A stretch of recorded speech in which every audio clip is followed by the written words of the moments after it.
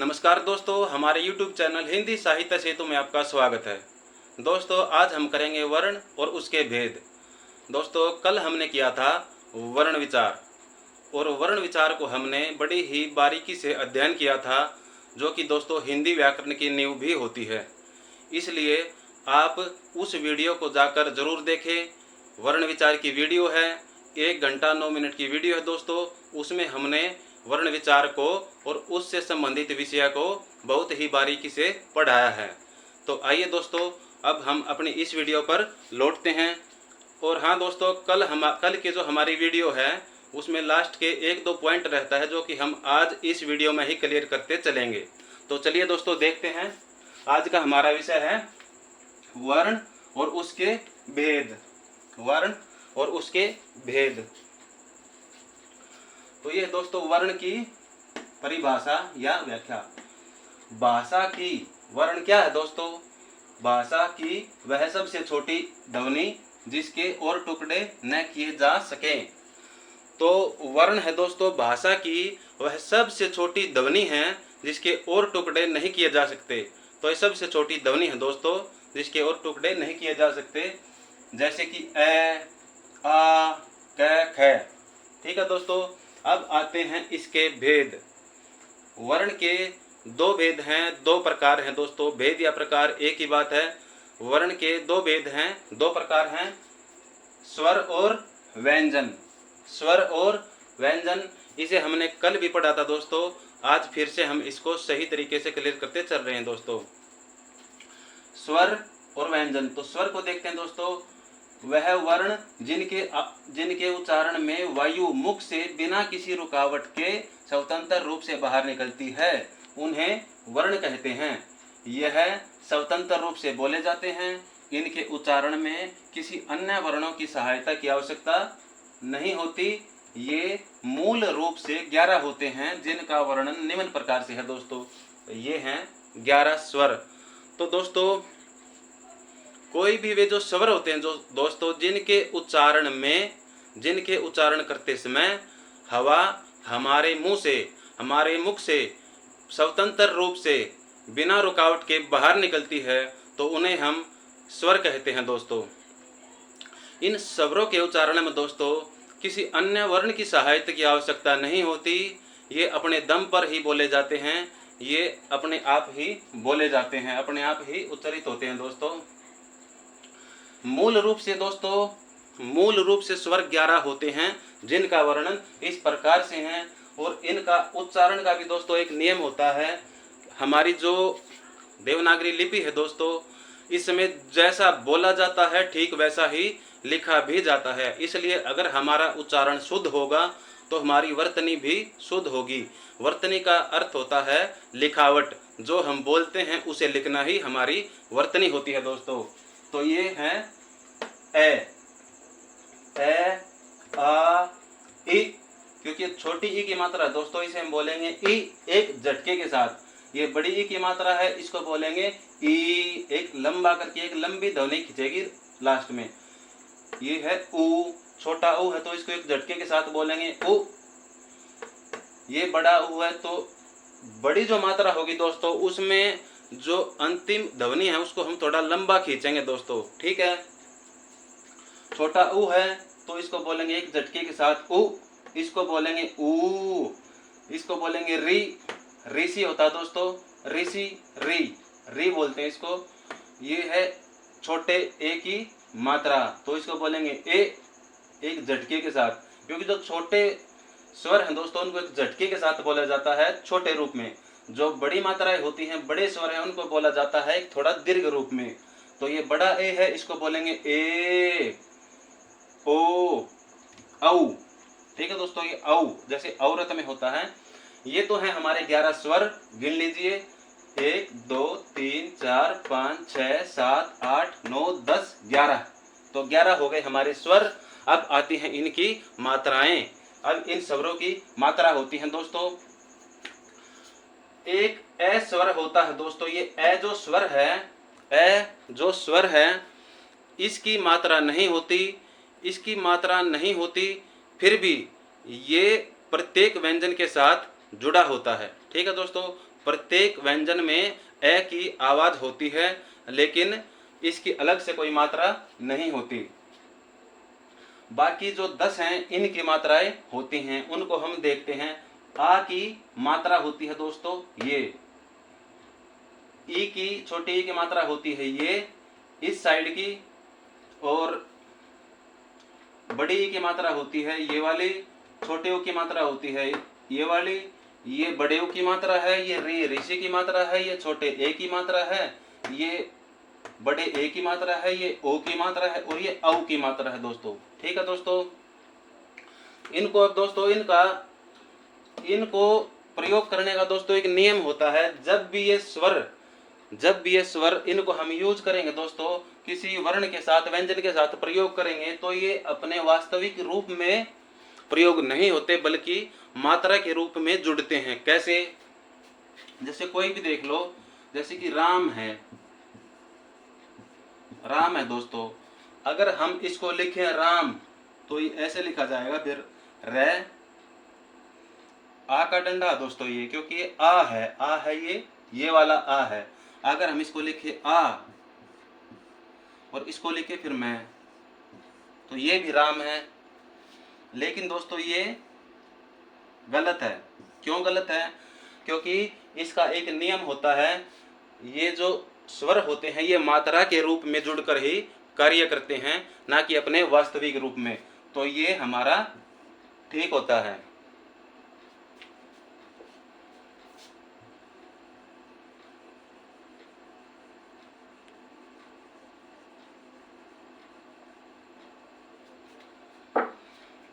इसी प्रकार हम सबका मात्रा के रूप में प्रयोग करेंगे दोस्तों। अब आता है हमारा व्यंजन। ठीक इसका विपरीत होता है दोस्तों व्यंजन। ये देखो, वह वर्ण जिनके उच्चारण में वायु मुख से बिना किसी रुकावट के स्वतंत्र रूप से बाहर निकलती है। अब व्यंजन को देखिए, वह वर्ण जिनके उच्चारण में वायु मुख से स्वतंत्र रूप से बाहर न निकलकर, स्वतंत्र रूप से बाहर नहीं निकल रही है दोस्तों, तो वह वर्ण जिनके उच्चारण में वायु हमारे मुख से स्वतंत्र रूप से बाहर न निकलकर बल्कि रुक रुक कर बाहर निकलती है, उन्हें हम व्यंजन कहते हैं। ठीक है दोस्तों, स्वरों में उच्चारण करते समय हवा स्वतंत्र रूप से बाहर निकलती है, कोई रुकावट नहीं होती, और व्यंजन में हवा रुक रुक कर बाहर निकलती है दोस्तों।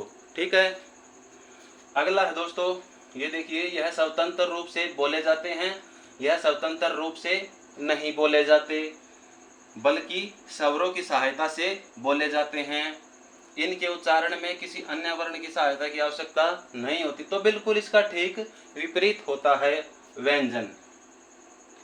अब ये जो व्यंजन हैं ये मूल रूप से 33 होते हैं, और यदि अतिरिक्त वर्णों को भी इसमें मिला दिया जाए तो इनकी संख्या 41 हो जाती है दोस्तों। इनकी संख्या 41 हो जाती है। ठीक है दोस्तों, ये है हमारे स्वर और व्यंजन।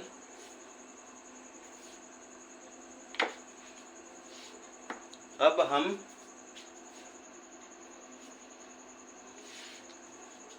इसको मिटा के आगे बढ़ते हैं दोस्तों।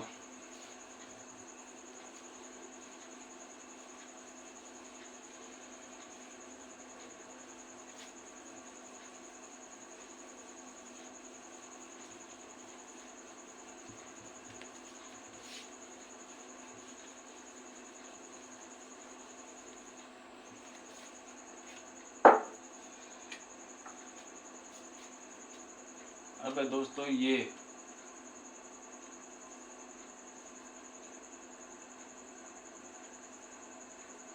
क ख ग घ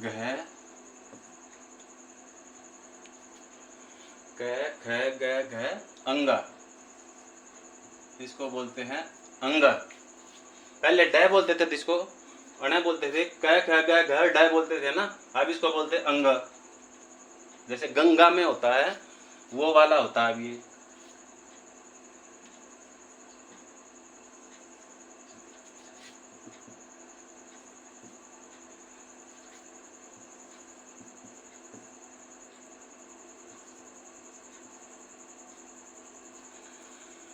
च छ ज झ न। ठीक है दोस्तों, च छ ज झ न। ट ठ ड ढ अण, ये है हमारा अण। ट ठ ड ढ अण। प फ ब ध न। प फ ब भ म। य र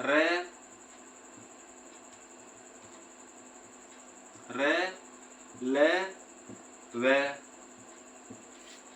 स है।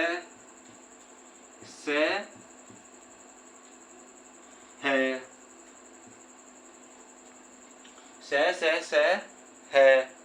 अब आता है दोस्तों क्ष त्र ग श्र।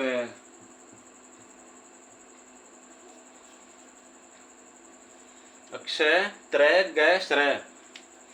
क ख ग घ अंग। च छ ज झ न। ट ठ ड ढ अण। प थ द ध न। प फ ब भ म। य र ल व। स है। क्ष त्र ग श्र। ठीक है दोस्तों, इसमें और रहते हैं दो, ये और ये, और दो और रहते हैं जो कि हैं, मैं यहां लिख देता हूं उनको।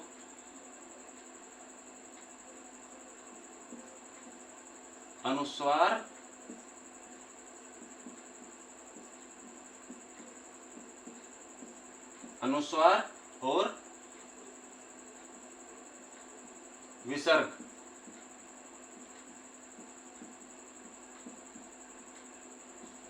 अनुस्वार और विसर्ग।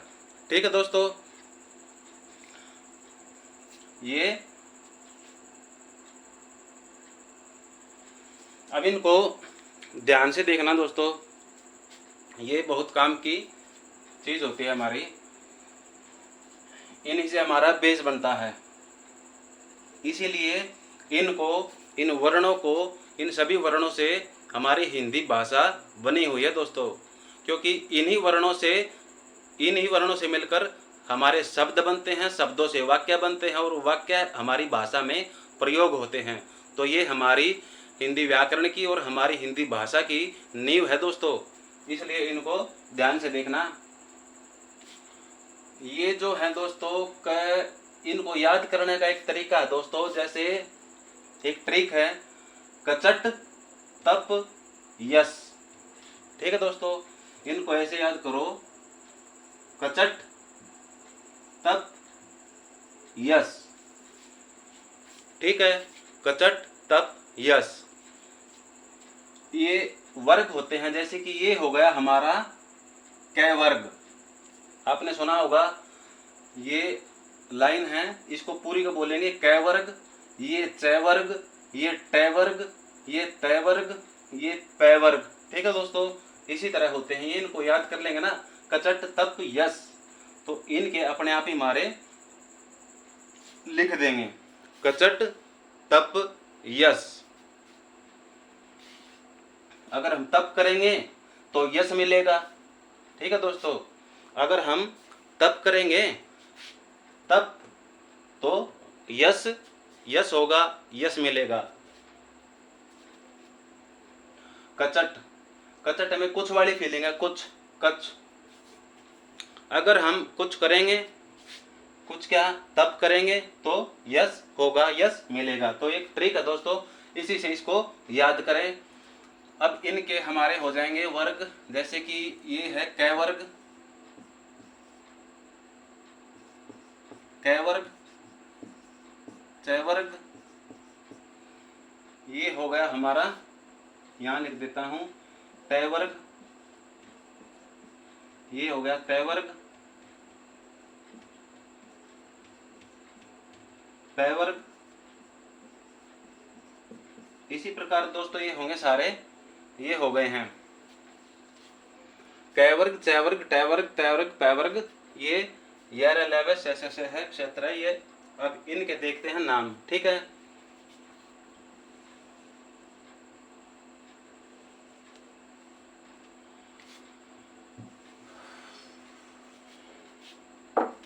अब देखिए दोस्तों, ये जो 5 हैं, 5 लाइन है ये दोस्तों, ये हो गए 25 हैं। इनको बोलते हैं स्पर्श व्यंजन, स्पर्श व्यंजन। ये हो गए हमारे क से मैं तक स्पर्श व्यंजन। और जो ये है हमारा अंतस्थ व्यंजन।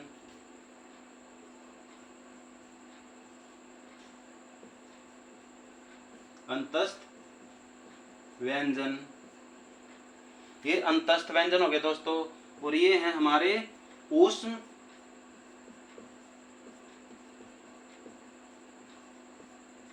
ये हो गए दोस्तों ऊष्म व्यंजन। और ये होते हैं हमारे संयुक्त व्यंजन, संयुक्त व्यंजन। नाम से ही पता लगता है दोस्तों, संयुक्त का अर्थ होता है जुड़ा हुआ, मतलब जो 2 या 2 से अधिक व्यंजनों से मिलकर बनते हैं वे होते हैं संयुक्त व्यंजन, जो कि अक्षय, त्रय, गय, श्रय होते हैं। अब हम यहाँ इन्हीं को देखते हैं दोस्तों, जैसे कि ये अक्षय है, अक्षय और त्रय, गय और श्रय। ये सारे के सारे 2 व्यंजनों से दोस्तों मिलकर बने हैं। देखिए क जमा श, श षटकोण वाला और क है आधा। इसी प्रकार त आधा और र। इसी प्रकार ग है जो गया ज्ञानी बोलते जिसको हम, इसमें ज आधा और न श्रय में आएगा दोस्तों। इसी प्रकार ये श्रय में आ जाएगा हमारा ये वाला श जमा र। इनके मेल से ये संयुक्त व्यंजन दोस्तों बने हैं, ठीक है। इनके संयोग से ये हमारे संयुक्त व्यंजन बने हुए हैं। तो ये तो था हमारा संयुक्त व्यंजन का। ये हो गए हमारे 25 हो गए स्पर्श व्यंजन। इनको ऊपर लिख देता हूं मैं, 25 हो गए स्पर्श व्यंजन, दिखाएंगे नहीं ऊपर भी, यहाँ लिख देता हूं 25 स्पर्श व्यंजन। और 2 हो गए हमारे ये 2, 4 हो गए हैं ये अंतस्थ व्यंजन भी 4 हो गए हैं, 4 ऊष्म व्यंजन हो गए हैं, 4 संयुक्त व्यंजन हो गए हैं, ठीक है दोस्तों। और 2 हो गए हैं हमारे ये 2 हो गए हैं हमारे अनुस्वार और विसर्ग। इनको बोलते हैं दोस्तों अयोग वाह। ये है हमारे अयोग वाह, ये है हमारे अयोग वाह। ये भी होते हैं 2 ये होते हैं। अब अगर इनको दोस्तों हम जोड़ के देखें, देखो 11 तो थे स्वर, 25 हो गए हमारे स्पर्श व्यंजन और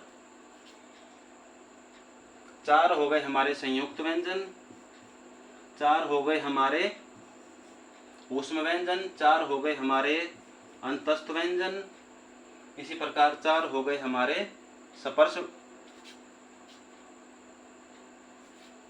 नहीं ये तो 25 थे, बाकी 2 हैं हमारे वो वाले और 2 हैं हमारे ये।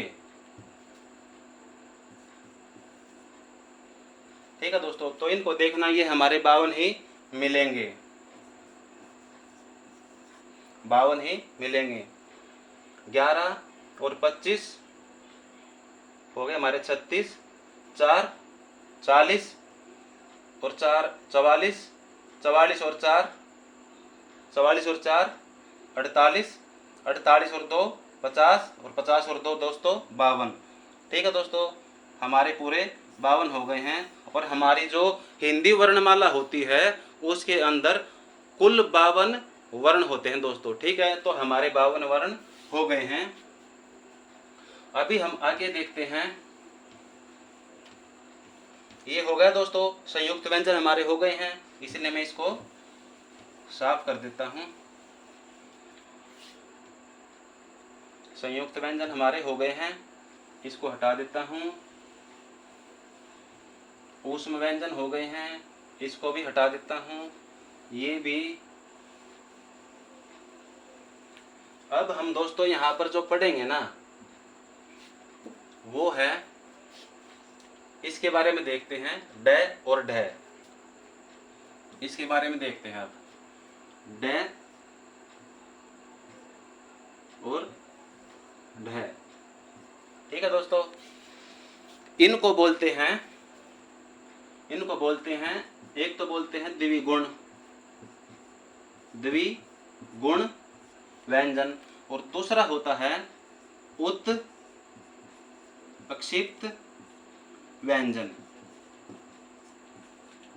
ठीक है दोस्तों, द्विगुण या उत्क्षिप्त व्यंजन क्यों बोलते हैं दोस्तों? देखिए, जो द्वि है, द्वि का मतलब होता है 2। ठीक है, और इसका अर्थ हुआ द्विगुण, यानी 2 गुण वाला, जिसके अंदर 2 गुण हो उसे हम द्विगुण बोलते हैं। तो इसमें 2 गुण कैसे हुए? तो देखिए, ध्यान से देखिए दोस्तों, एक तो ये है ड और ढ, और दूसरा इसमें देखिए ट ठ ड ढ।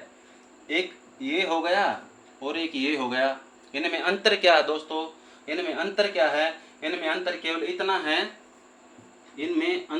इतना है, इनके नीचे तो ये बिंदु दी गई है और इनके नीचे नहीं है।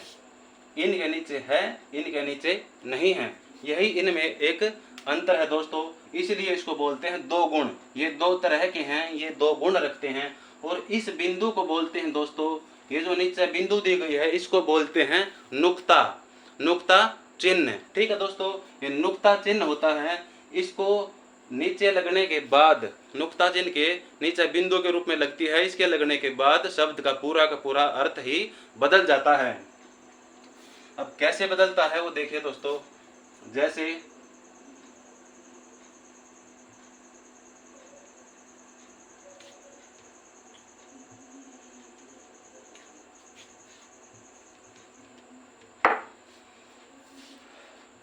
ये जो ड और ढ हैं दोस्तों, ये तो होगा हमारा द्विगुण। अब उत्क्षिप्त का मतलब देखिए, उत्क्षिप्त का मतलब होता है ऊपर फेंका हुआ। मतलब जब हम इनका उच्चारण करते हैं, इनके उच्चारण में हमारी जीभ एकदम ऊपर, यहाँ पीछे मूर्धा में छूकर वापस नीचे को गिरने लगती है, इसलिए इसको बोलते हैं उत्क्षिप्त व्यंजन। उत्क्षिप्त का मतलब होता है दोस्तों ऊपर की ओर फेंका हुआ। ठीक है, तो ऐसा लगता है जैसे हमारी जीभ को कोई ऊपर से नीचे की ओर फिर फेंक रहा हो, एकदम झटके से ऊपर जाती है, फिर एकदम वो नीचे गिरने लगती है, इसलिए इनको उत्क्षिप्त व्यंजन भी बोलते हैं। इनका उच्चारण होता है ड ढ, और इनका एकदम झटके के साथ होता है दोस्तों ड और ढ ड ढ। ठीक है दोस्तों, जो लठमार बोलते हैं ना उसमें यही यूज होंगे। इनका अंतर बहुत बड़ा होता है दोस्तों। सबसे पहला इनके नियम होते हैं, ये जो बिंदु दिख रही है ना दोस्तों, ये जो बिंदु है, इनकी वजह से ये जो शब्द हैं कभी भी किसी भी शब्द के शुरुआत में नहीं होंगे। मतलब इनसे कभी भी कोई शब्द शुरू नहीं होगा। ठीक है दोस्तों, जैसे कि ये डमरू है, ड मैं डमरू, ये है दोस्तों। अगर मैं इसके नीचे ये नुक्ता चिन्ह लगा दूंगा ना, तो ये हो जाएगा गलत। तो ये गलत हो जाएगा। क्यों हो जाएगा दोस्तों? क्योंकि एक नियम है, इनसे कभी भी कोई शब्द शुरू नहीं होगा। ठीक है दोस्तों, जैसे एक ढोलक है, ये अब ठीक है, लेकिन अगर इसके नीचे मैं ये लगा दूंगा तो नुक्ता चिन्ह लगाते ही गलत हो गया, क्योंकि हमने इनसे शब्द को शुरू कर दिया, जो कि इनका नियम होता है, ये या तो बीच में आएंगे या अंत शब्द के अंत में आएंगे। ठीक है दोस्तों, एक नियम तो है इनका ये। जैसे अगर हम लिखते हैं पढ़ाई,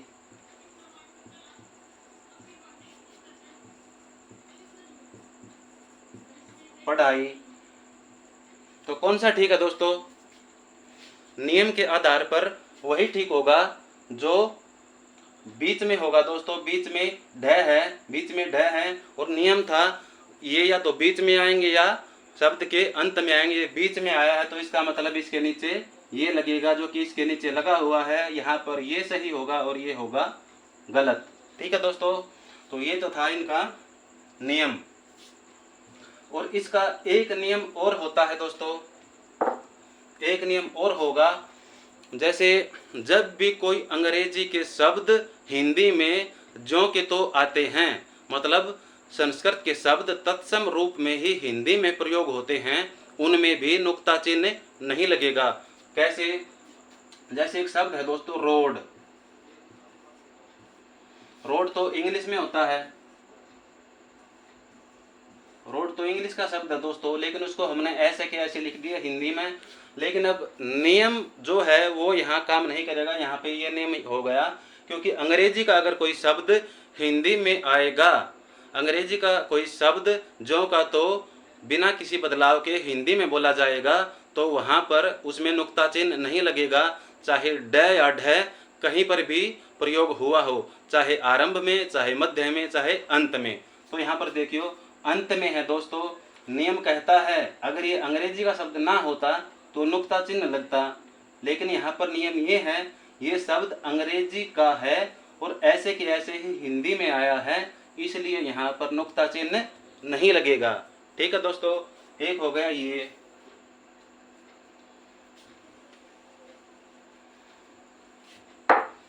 अब एक नियम होता है दोस्तों, जैसे इनसे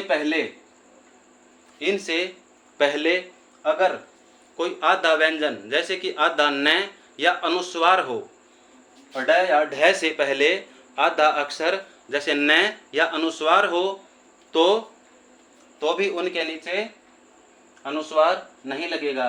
जैसे कि एक शब्द होता है चंड। ठीक है दोस्तों, तो ये अनुस्वार वाला है, इसमें आधा न है, तो क्या होगा, इसके नीचे हम ये अनुस्वार नहीं लगाएंगे। ठीक है दोस्तों, तो ये भी एक इनका नियम है, ये भी एक इनका नियम होता है। और एक होता है दोस्तों जैसे कि पंडित, पंडित, इसके ऊपर देखो ये यहाँ पे अनुस्वार है दोस्तों, अनुस्वार, लेकिन बेशक यहाँ पे ड बीच में है, लेकिन नियम कहता है अगर अनुस्वार हो, ऊपर ड से पहले अनुस्वार हो या आधा न हो, तो वहाँ पर भी नुक्ता चिन्ह का प्रयोग हम नहीं करेंगे, इसलिए यहाँ पर हम ड के नीचे बिंदु नहीं लगाएंगे। ठीक है दोस्तों, ये तो थे हमारे द्विगुण या उत्क्षिप्त व्यंजन के नियम के किस प्रकार ये प्रयोग होते हैं और किस प्रकार ये पूरा का पूरा अर्थ बदल कर रख देते हैं। तो ये हो गए हमारे दोस्तों उत्क्षिप्त व्यंजन। अब रहते हैं दोस्तों हमारे ये वाले, इसको भी हटा देते हैं।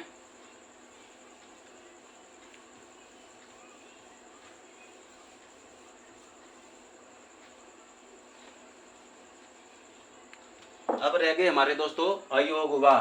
ठीक है, ये दिया गया है अयोगवा। दो होते हैं दोस्तों, अनुस्वार और विसर्ग। ठीक है, अब ये दोस्तों ना तो स्वर की कैटेगरी में आते हैं, ना तो ये स्वर होते हैं और ना ही व्यंजन होते हैं। ठीक है दोस्तों, ना तो ये स्वर हैं और ना ही ये व्यंजन हैं, लेकिन इनमें स्वर के गुण भी हैं और व्यंजन के भी। हाँ दोस्तों, यही है इनकी, यही विशेषता है। ये स्वर और व्यंजन के बीच के विशेष स्वर होते हैं दोस्तों। ठीक है, ये ना तो स्वर होते हैं और ना पूर्ण रूप से व्यंजन, ना पूर्ण रूप से स्वर, लेकिन इनके अंदर स्वर के गुण भी होते हैं और व्यंजन के भी। अब कैसे होते हैं दोस्तों? अब जैसे कि हमारे स्वर हैं ए, आ, ई। ठीक है दोस्तों, ये स्वर हैं, इनको हम अपने आप से ही बोल पा रहे हैं। इनको बोलने के लिए हमें किसी दूसरे वर्ण की सहायता लेनी नहीं पड़ रही। ठीक है, लेकिन अगर हम इनको लिख दें अनुस्वार, इसको हम क्या बोलेंगे?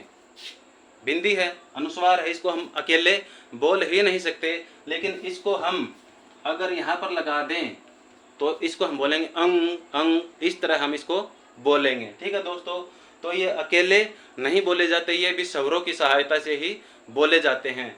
स्वर अपने आप बोले जाते हैं, ये अपने आप से नहीं बोले जाते, इसलिए ये स्वर की कैटेगरी में नहीं आते।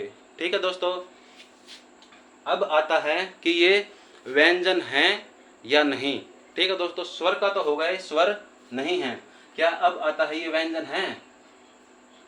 तो दोस्तों ये व्यंजन भी नहीं है, क्योंकि जो व्यंजन होते हैं दोस्तों, व्यंजन भी स्वरों की सहायता से ही बोले जाते हैं। ठीक है, लेकिन ये जो हैं ये स्वरों की सहायता से बोले तो जाते हैं, लेकिन अपने आप में ही ये मात्रा के रूप में भी कार्य करते हैं, जो कि व्यंजन अपने आप में मात्रा के रूप में कार्य नहीं करते।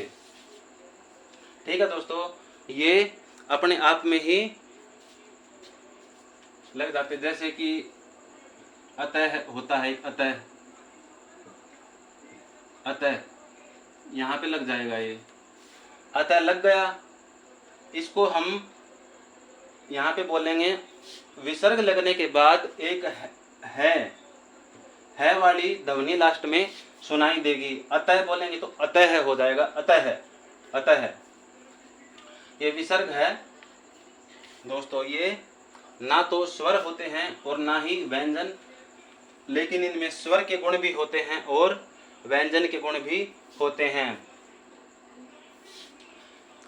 इन्हें दोस्तों हिंदी व्याकरण के चमगादड़ भी बोला जाता है। अब चमगादड़ क्यों बोलेंगे? क्योंकि चमगादड़ भी दोस्तों ऐसी प्रजाति है, ना तो पूर्ण रूप से पशु है और ना ही पूर्ण रूप से पक्षी। ठीक है, पूर्ण रूप से पशु क्यों नहीं है दोस्तों? क्योंकि जो पशु होते हैं वे उड़ नहीं सकते, लेकिन जो चमगादड़ है वो उड़ सकता है, इसलिए वो पूर्ण रूप से पशु नहीं है। और पशु किस आधार पर हम कह रहे हैं कि वह पशु है? क्योंकि जितने भी पशु होते हैं वे बच्चे को जन्म देते हैं, अंडा नहीं देते। और चमगादड़ जो है दोस्तों, अंडा नहीं देता, वह बच्चे को जन्म देता है। पशु भी बच्चे को जन्म देते हैं और चमगादड़ भी बच्चे को जन्म देता है। पशु भी अपने बच्चे को दूध पिलाते हैं और चमगादड़ भी अपने बच्चे को दूध पिलाता है। ठीक है दोस्तों, इसलिए उसमें पशु के गुण भी हैं, लेकिन पशु नहीं है। क्यों नहीं है? क्योंकि चमगादड़ जो है पक्षियों की तरह उड़ सकता है दोस्तों, लेकिन जो जितने भी पशु हैं वे उड़ नहीं सकते। ठीक है दोस्तों, यह उड़ सकता है। और दूसरी चीज, इसके शरीर पर, चमगादड़ जो इसके शरीर पर पंख नहीं होते, बल्कि यह अपने पैरों को ही फैलाकर उड़ता है दोस्तों। और जितने भी पक्षी होते हैं वे सभी अंडा देते हैं, लेकिन हमने अभी बताया चमगादड़ अंडा नहीं देता, ये बच्चे को जन्म देता है दोस्तों। इसलिए इसमें पशु के गुण भी हैं और पक्षी के गुण भी हैं। ठीक है, लेकिन ना तो ये पूर्ण रूप से पशु माना जाता है और ना ही पूर्ण रूप से पक्षी। इसी प्रकार जो हमारे अयोगवाह वर्ण हैं, इन्हें हम न तो पूर्ण रूप से स्वर मानते हैं और ना ही पूर्ण रूप से व्यंजन, लेकिन इनमें स्वर के गुण भी होते हैं और व्यंजन के गुण भी होते हैं दोस्तों। ठीक है, तो ये हो गए हमारे अयोग वाह। इस प्रकार दोस्तों आज हमने किए वर्ण और उसके भेद। ठीक है दोस्तों, अगर आपको हमारी वीडियो पसंद आई हो दोस्तों, ठीक है, आज एक चीज़ और दोस्तों, इसमें ये जो था ये, इसको क्या बोलते हैं दोस्तों? इसको बोलते हैं न। न इसको बोलेंगे, जैसे कि ये वाली आती है इसमें ध्वनि, आधा न, जैसे आधा नासिका से और आधा ये वाली इसमें आती है, न करके बोलेंगे, न होता है ये। ठीक है, न।